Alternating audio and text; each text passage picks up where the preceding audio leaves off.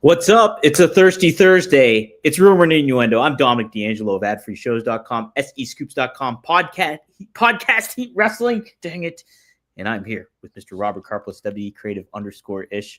Robert, happy Thursday. How was winter for you? Did it show up? Warner Breeze said, hello, R&I. Will Dom finally get the intro right today? No. Podcast. No, he will not. Actually, it was chilly this morning. It was like 52 degrees outside when I first went out there. That is a little chilly in Florida. Didn't love that. I don't love 26 up here either. It feels like 16. 52 is fine. I just wasn't expecting it first thing in the morning, like bringing in the trash. And I was just like bringing in trash bins, and all of a sudden I'm just like, ooh, that's a little brisk. Like that Lipton brisk iced tea. That's brisk, baby. Mm-hmm. Willie Thornbrew says the fact that the intro is always wrong is what is right about it. I don't know about that. No, Willie. That's not. Split the landing all the time. Now I'm in a funk. I'm in a funk, and not a Terry funk. Wrestling Old Head does your old co-host Road Dogg shtick. Yeah. Ladies and gentlemen, boys and girls, children of all, Bradley brings to you its podcast Champions of the World, which I believe would probably be one of the other Conrad shows. Oh no, it definitely ain't Booker T. By the way, so I watched NXT Deadline. I talked about it with Scott. The one thing I forgot to talk about. Booker T is so bad on commentary that I'm starting to think he signed some sort of NDA and they're just trying to keep him happy. Interesting. You don't like Booker T on there, huh? No, I do not. Dre Owen says, hello, RNI. TK has yet to announce any matches for the pay-per-view. Did he forget? Also, Dom, are you so excited? I don't know, Dre. I got to think about it. Maybe. Anyway, maybe I am. The pay-per-view is not until December 27th.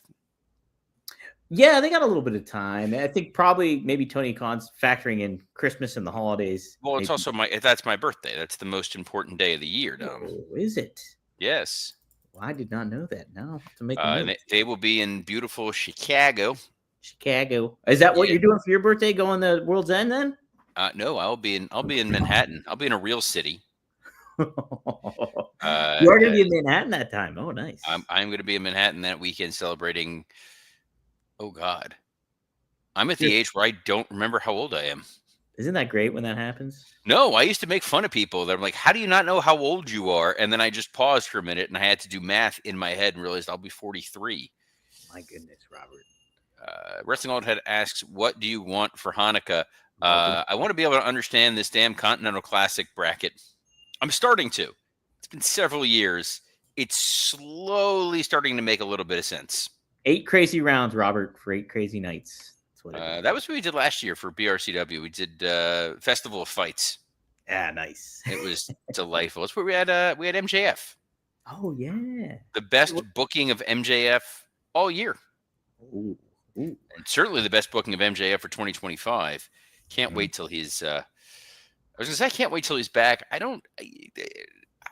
There's nothing where I'm like, man, I wish MJF were back on TV.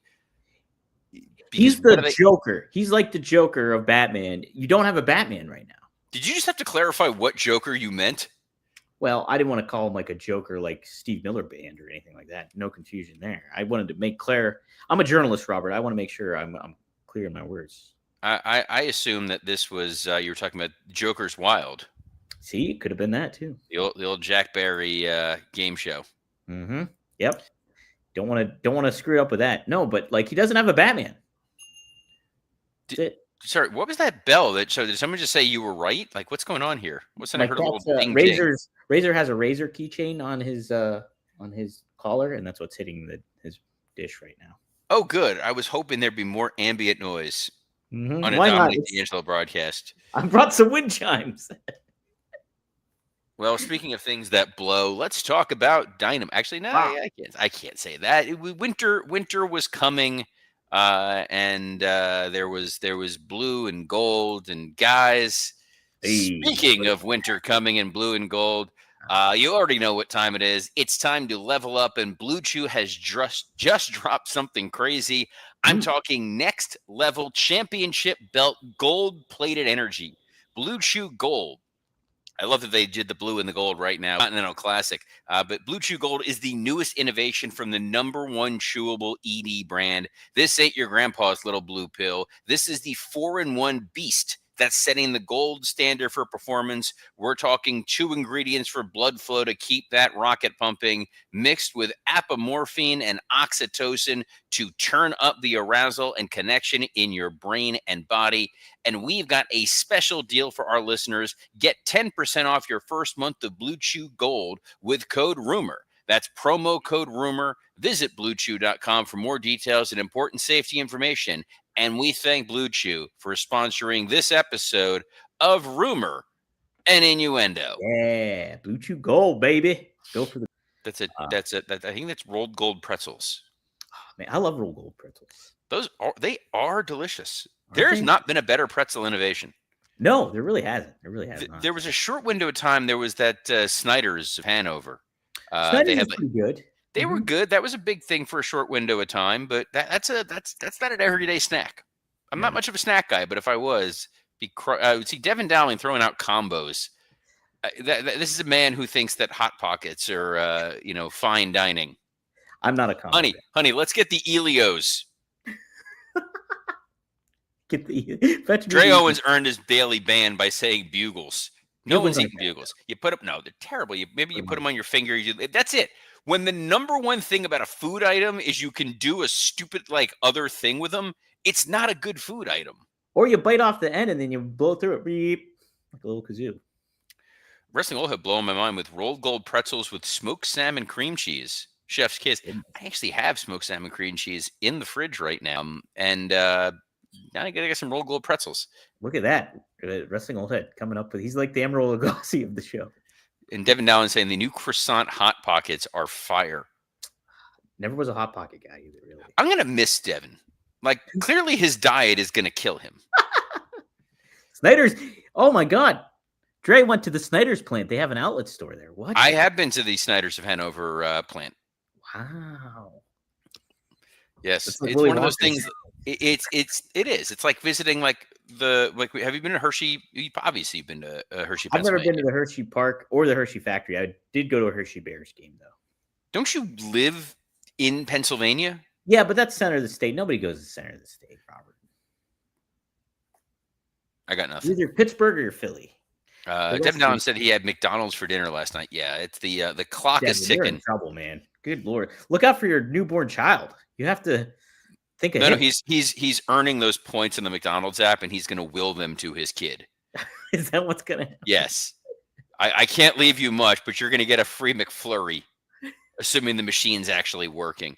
But you know who was working last night are the men and women of All Elite Wrestling. I'm dying to just get through this damn show. Let's get through it, Robert. Man, we had the AEW Women's Tag Team Champions. They were crowned. It was the Babes of Wrath. They actually defeated Toni Storm and Mina Shirakawa. We thought it was going to be the other way around, Robert. I was pleasantly surprised by this. I thought this was a fun opener. And I like that aspect that while WWE usually has somebody come out and talk to open their show, AEW does hit it off with a match. So there's that different dichotomy going on. And I thought this was a good presentation of that, Robert. I don't mind that you open. I'm all for opening with a match. I think it's nice. You don't need the same lather, rinse, repeat thing every single week on a show. Mm-hmm. I still do not understand why this match happened. Sure. If the idea was you needed to establish the Babes of Wrath as winning the AEW tag team titles, them overcoming the unstoppable duo of Megan Bayne and Marina Shafir would have made a lot of sense. Mm-hmm. What a moment that this plucky underdog duo, the Al Snow and Mick Foley of the women's tag division, beating the Brock Lesnar and whatever the hell Marina Shafir is of the AEW women's division. Whatever the Nepo hire version of Ronda Rousey is, that would have meant something. Instead, what I found myself thinking at the end of that match is, the hell do we do with Toni Storm now? True, but wouldn't you have been in that same position anyways, though? Like if she lost, Not if she won the tag title. If they won the tag titles. Oh, I see what you mean. I thought the whole reason they put them in this match was, they're clearly winning. If they would have lost in an earlier match, if they would have lost in the semifinals because there was that hardcore stipulation and Shirakawa takes the pin, there is an argument to be made that maybe turning Toni Storm heel or Mina heel and having something go on there where you can give them a personal story, because I think that's where Toni Storm seems to work the best, when there's some sort of personal investment story. We saw it with Blake Monroe. That was her name then, right? Well, no, it was something different then, right? It was whatever the heck her name was. Monroe now. It's Blake Monroe now. Blake Monroe now. Man. Mariah May. I was going to say Mariah May, and it didn't sound right in my mind. Yeah, no, it didn't. But there, where it was like this deeply personal issue, you could easily move that going forward. Instead, there's no one lined up for Toni, and poor Chris Statlander is feuding with the Bridge to Terabithia group. Sisters of Meanness. Sisters of Terrible Backstage Segmentness. Hey, but maybe I can kind of understand putting Toni in that position, though. She's one of your main stars, so why not put her in one of your big fights to promote it? And then on top of it, too, you don't want to steal the spotlight potentially of Toni Storm. If you are doing a singles feud, say Mina turns on her, you want to do that after the fact. So maybe they have that lined up, Robert, where there's a solo. It's possible, but the challenge that they have right now is Chris Statlander is on her path with her feud. Sure. And Mercedes Moné has every other belt imaginable. So you're not just going to go to another Mercedes Toni match. Yeah, absolutely not. No, you wouldn't. And that would be not a good move. There are some names being dropped. Willie Thornbrew mentions. Oh, not Willie Thornbrew. I'm sorry. Wrestling Old Head says, "Where's Nyla Rose? Imagine if she was paired with Bozilla." No, you don't want to imagine that. But Nyla Rose she's fine for a tag division. Mm-hmm. I wouldn't want to see her going up against Toni Storm if that was what we were saying. Like, put her in a main event picture. And Dre Owens asks the question we ask once every 2 or 3 months: where is Sheeta? Sheeta is great. I really just don't understand why they don't utilize her more. The inconsistent. Well, no. Usually it's where's Riho. Yeah, that is really. Nobody needs to see Riho. I'm gonna pull up what's next on this to get through the rest of this dang show because I took notes, Tom. Good for you. Notes. There was an Ops promo, which was fine. Mm-hmm. There was a Death Riders promo that was pure babyface. Yeah. Yeah. As long as there's sands in the hourglass. These are the days of our lives. Renee, check the channel. And I was like, man, he sounds like the plucky underdog that you want to see win the whole tournament. Oh wait, no, he's the evil mastermind demon from hell. And oh my God, Daniel Garcia was like, and don't forget to work hard, everybody. Everybody tells you not to work hard, but you do it. Dude, Danny Garcia is grim death. He really is genuinely bad. The repeating exactly what Moxley said. Yeah. And then people say don't try hard. Well, we try hard. You got to try hard too. Yeah, I don't get what's going on here. What this Death Riders? It's dead in the water, and even more so now. It's just like they're not a threat. Claudio, there was the notable absence of Claudio not in that segment. Right. Well, Claudio, who also lost on Collision to Mascara Dorada of the famed Kenny Bunkport Doradas. Oh, yes, of course. I don't know why that amused me so much, but it did. Jungle Boy Jack Perry took on Kazuchika Okada. Yes. I tell you what my big takeaway from this match is Okada hits really hard. He makes it look believable. Good match, good, clean win for Okada. And then how many bags of money are there? I don't know. Like, not to be the Jew in the room and ask the question where I just as soon as I said it, and I was just like, oh, where's my bag? But like, Don has a bag of money. The Young Bucks have a bag of money. I don't understand what the hell's going on. But a bunch of Don Callis family people come running out. A dinosaur comes running out. The Bucks come running out. Kind of poorly timed stuff, it seemed like, because Luchasaurus kind of looked like a wimp not getting in the ring. I know he's up against how many other men, but he's a dinosaur. Like, he should be fearless. And so he had to hesitate and wait for the Bucks to come and hit them with chairs. So it looked like a little mistimed moment over there. Eddie Kingston cut another great promo. Yes, he did. Mm-hmm. Another emotional. 50 years ago, Terry Funk won his world title, and my parents, and then got all choked up, and he's good at the promoing, Dom. Very good, top notch. Then Briscoe came out and talked. Yeah, we went back to back emotional underdog babyface heartfelt promos. Yes, and so he's in the mix with Wheeler Yuta and Danny Garcia. I thought it was so funny that you heard Yuta's voice, and Excalibur's like, "We know who that is." I had no idea who it was. Dude, I've known Yuta for 7-8 years now. We're friends. I didn't recognize his voice. Marty, who's barking, did not recognize his voice. Yeah, I recognize that voice. Marty's more recognizable voice than Wheeler Yuta, fortunately. But yeah, I'm gonna let him out of the old. I'm gonna let him come hang out here. He was napping because he was talking about the first hour of Dynamite, and clearly he was fast asleep. But now we're on to the big tag match. Yes, it's almost big. Swerve Strickland's arms are very big. Right? Swerve looks like he has been eating his Wheaties. Been taking maybe a little creatine, I'm thinking. How dare you? He does not have Barry Bonds. Actually, he does start getting Barry Bonds' head. I'm fully going to text that to him right as soon as I get the dog. I'm going to write, "You're getting Barry Bonds' head." That's great. He's side by side of him. Swerve Strickland with the Pirates, and then Swerve Strickland with the San Francisco Giants. Yes. People who looked very similar to you and I yesterday, that Shibata's pretty much in this match to take the pin. Yes. You'll never guess what happened at the end of this match, Dom. Shibata, he took the pin, Robert. Get out of town. He did. I love how Hangman and Swerve got along and then would forget that they're not supposed to get along. But, oh wait, no, we're other. And yet still easily beat the Ops. Yes, yeah. Fun match, though. Fun match. It was fine. It was inoffensive, but it did not feel like. If I were to tell you it's the Ops versus Hangman and Swerve, and it's Hangman and Swerve teaming up for the first time in who knows how long, because I'm sure at some point in recorded human history they've teamed up. This was just kind of there.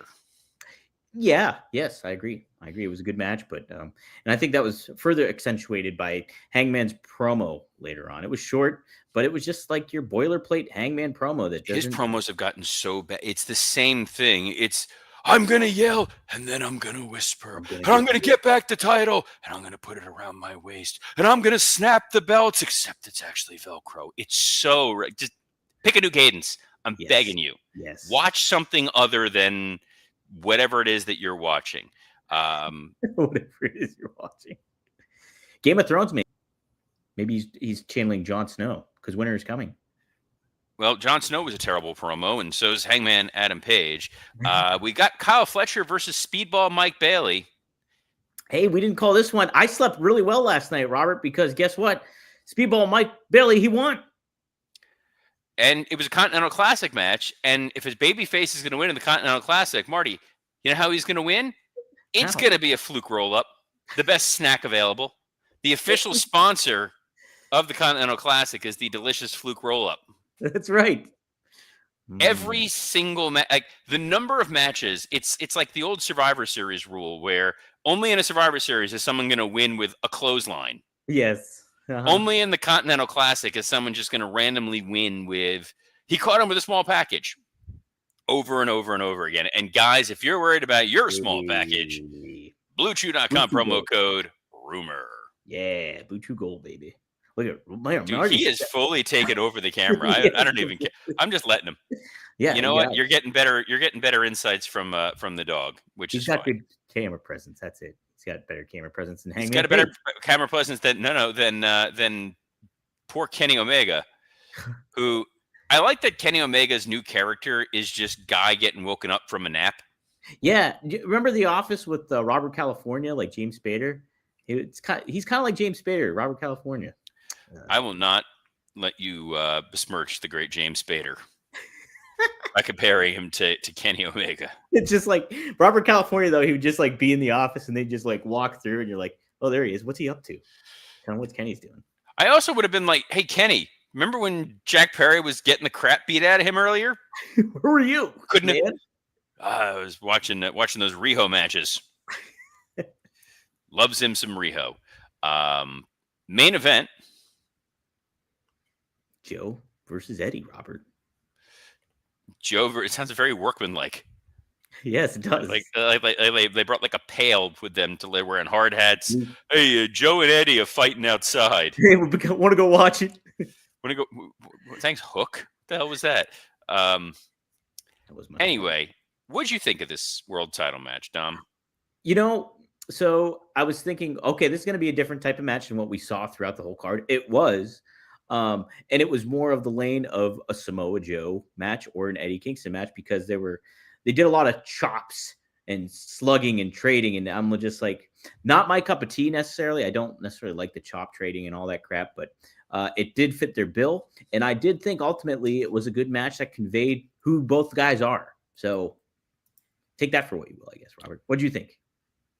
I thought it was fine. It was a perfectly fine. It was an Eddie Kingston, Samoa Joe match of what you would get in 2025 for these guys. Right.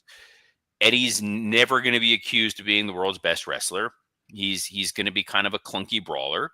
We got a clunky brawler out of him, which was okay. And he was there to get murdered. And in the end, he got murdered.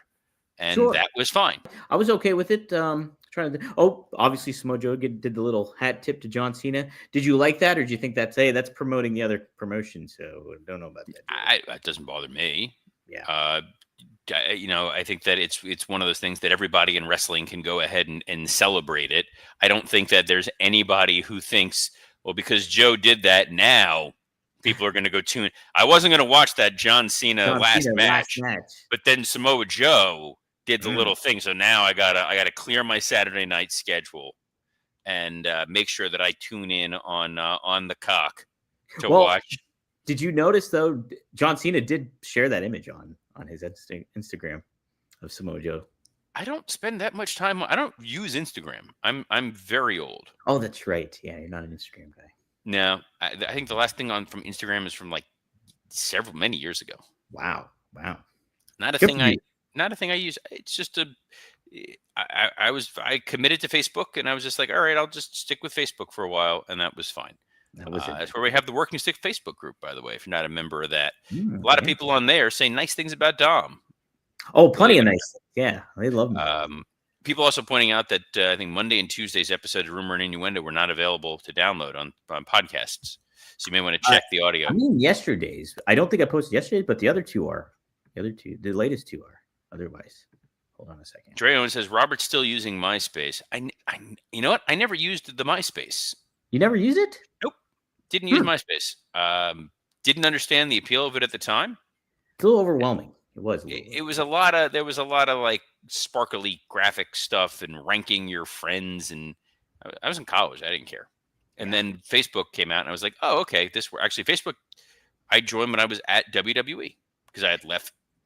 You still had your university account because it was still have my UF. Yeah, I still have my UFID. Yeah. Because it was specifically a college social media. College thing. I had just left that. I graduated in December, started in February. So I still had an active UFID and joined Facebook, and there you are.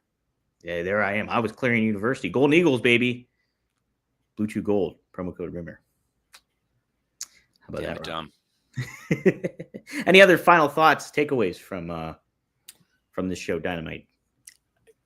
I think that it's that same feeling that someone mentioned earlier of, this like winter is coming is the big focus. They're going over to Europe. They're loading up matches for Cardiff. They're loading up matches for Saturday's Collision, which takes place, I think, at like 2:00 in the afternoon or something like that, which is smart to not run it up against the last John Cena match. Correct. But the World's End pay-per-view always feels like an afterthought of a show. Doesn't it? Yeah, because certainly we got that vibe last year, I believe. Like, it was just like, we got they're building up this FTR tag match against the Gun Club. That's going to happen on free TV. They had the women's tag tournament that ended on free TV. I get that we're getting Hangman versus Joe, but we just saw Hangman versus Joe, and it feels like there was something else brewing or developing. And then we're getting the Don Callis family versus a reunited Elite on free TV. Correct. For our friends over in Europe. But if you're in Europe, you can watch us anywhere around the world. Close to the United States, we air live every Monday at noon Eastern, 9 a.m. Pacific, 6 p.m. if you're over in Europe. Hey, and isn't it 5 p.m.? 5 p.m. if you're in London, depending on time zone. But mainland Europe, full on like the continent. I did not know that, Robert. I know that one of my best friends lives in Germany. I have to say one of, because I have to count my wife as one of my best friends. That's the little asterisk. But my oldest best friend lives in Germany, so I have to do the 6-hour math. Yeah. If I'm going to call him at any point in time, be like, wait, what time is it there versus here? When can I send him this, clip of Hank Azaria on Rich Eisen's podcast? Oh, it was tremendous. Go check. By the way, check that out, guys. It was they gave Hank Azaria a bunch of rants. Famous, and the most important one is obviously the Allen Iverson practice one, and he does it as Simpsons characters. Yes. And you realize when you don't see the visual how close Snake and Duffman are. Yeah, right, Duffman. Yes, but I also learned today. I was years old when I found out that Harry Shearer was not the first person to voice Mr. Burns, nor was Hank Azaria the first person to voice Mo. There was another actor who played, in Starscream on G.I. Joe. He was cast in the first season of The Simpsons, got replaced. This is what happens when you're friends with Mike Lawrence. Every once in a while, you get these random little just pearls of wisdom. Pearls of wisdom we share with you every Monday through Friday at noon Eastern on a plethora of platforms, including the WWE Creative _ISH X account, the @Dominic D'Angelo X account, the @SE Scoops X account, and on YouTube on Rumor and Innuendo, ad-free shows, and podcast heat. On behalf of the guy who still will not stop wearing these damn Jets logos in front of us, Dominic D'Angelo, I'm Robert Karpelis. Best of luck in your future endeavor. Man, not a game, practice. We're talking about practice. Shh.